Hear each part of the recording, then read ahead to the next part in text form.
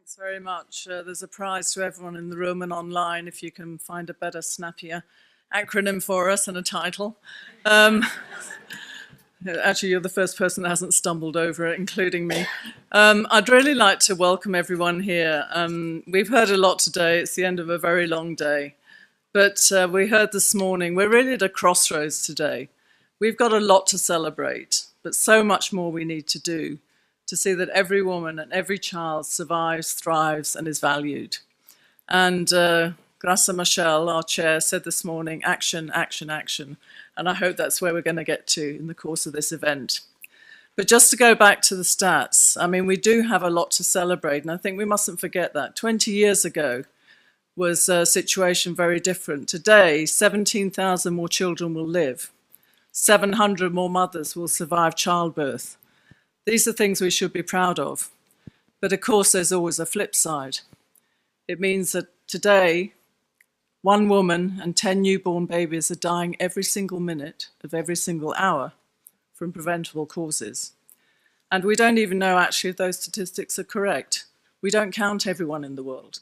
Not everyone in the world has a birth certificate. We're shooting in the dark. So the reality now, we have a lot of solutions. We know exactly what to do and how. We've made lots of commitments, but are we going to do it? So at this Partners Forum, we're really working together through the Partnership for Maternal, Newborn and Child Health, joined with the UN Secretary General's Every Woman, Every Child campaign, and this new campaign, hashtag, this is where I have to rely on the young people, commit to deliver. I'm sure you all know what to do with that. I'll be struggling, but I've got 3 kids who can tell me. So by linking the efforts, we can build on the momentum around these key opportunities. And what I really wanted to say, because we've heard lots of fantastic words this morning, very, very inspiring. In this forum, the fact that we've just come here, we are to some extent already committed in a little bit of an echo chamber. And I can't help looking at Amina Mohammed, who has to take forward the vision for the post-2015 space, and where the people we need to convince might not be people who have the same views as us.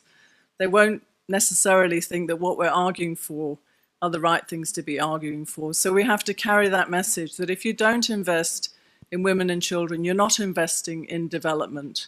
If you invest $1 in women and children, you can get a $9 return. We have the evidence and the facts on which that simple number is based.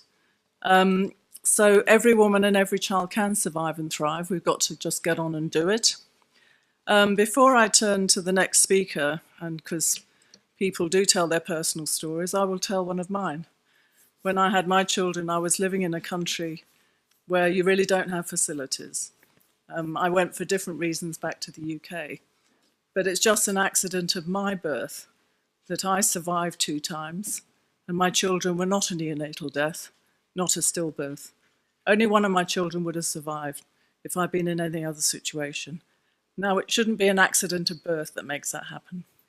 So before I turn to Edith, and I'm really sorry, or your Bouquet, our first storyteller, I just want to leave that thought with you. We all need that privilege to survive and thrive. Thank you.